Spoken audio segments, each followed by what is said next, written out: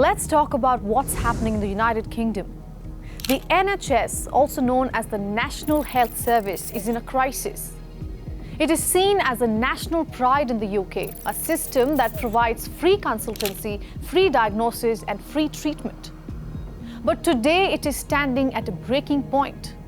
And it has stood here for a really long time. People are paying for the no-cost service with a long waiting list. And one such woman is Jennifer Cairns, a 51-year-old who stays in Northern Ireland. After shuttling between doctors for 8 long years, she was diagnosed with blood cancer. I'm Ananya Dutta, and this is The Witness.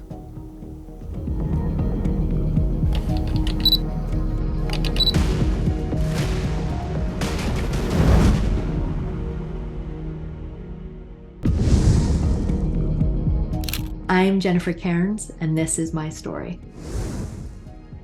I knew something else was going on way back in 2004, 2005 even, although I had been diagnosed with fibromyalgia at that stage, which is kind of like a chronic pain and inflammation condition. There was a lot going on, especially pain I had in my right leg, and just things that didn't make sense that nobody could put their finger on and tell me what they had to do with. And from there it kind of progressed. So it was just kind of me being bounced around from one consultant to another consultant to a different department. And again, because nobody was really looking at the whole package or the whole human. The tax burden is on track to reach its highest level since the NHS was founded in 1948. So Britons are paying more and more for a service they increasingly cannot access on time. As of April this year, there are 7.4 million people like Jennifer who are just waiting. It is at an all-time high right now. The situation is slightly better in emergency cases. 75% of the people are seen on time. Now, Jennifer's case file has been red flagged, but that hardly gets her through. If you look at the NHS website, it says the maximum waiting time for suspected cancer is 2 weeks. For Jennifer, it was 6 months. I think a lot of the focus is on either, as we talked about before, kind of putting a bandage over a situation rather than trying to solve it. So whether it's somebody like me who they go, right, well, we're going to do a watch and wait. And, wait until the effects of the cancer, or the side effects of the cancer are affecting you enough that we need to do another round of treatment, rather than actually just trying to cure, the cancer that's in existence right now. Scenes that would be unthinkable in a developed country are commonplace in the United Kingdom. It is like a war zone.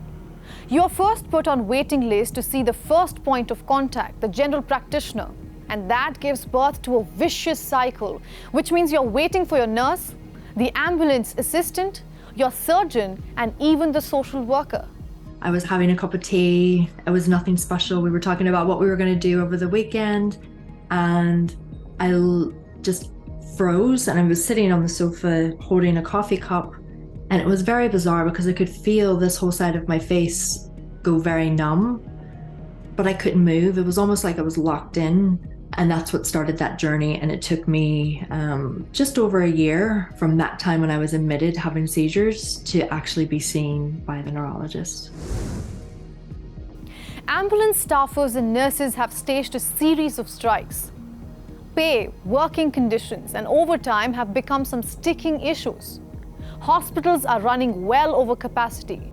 For instance, like the GPs, the nurses, even the doctors, they were under such intense pressure in the NHS system anyway, with it needing to be updated, and changes needing to be made pre-COVID. And then once COVID hit, it just, was like the cracks were already there, and COVID was kind of like the water that bust the pipe open, so to say. A big thing that they did here, during COVID was, it was like every night or every Thursday night at 8 o'clock, everyone went out and clapped. For the nursing staff and the doctors and the medical staff and all of this. But they were promised that they would be, quote unquote, taken care of and supported, after COVID. And I honestly don't believe that that's happened. So what is the Rishi Sunak government doing to solve the crisis? Well, for starters, he has made the waiting list his number one priority. But in terms of change, it has done nothing substantial on the ground. Injections of cash on the scale needed is unlikely, especially at a time when the British economy is not in its best shape.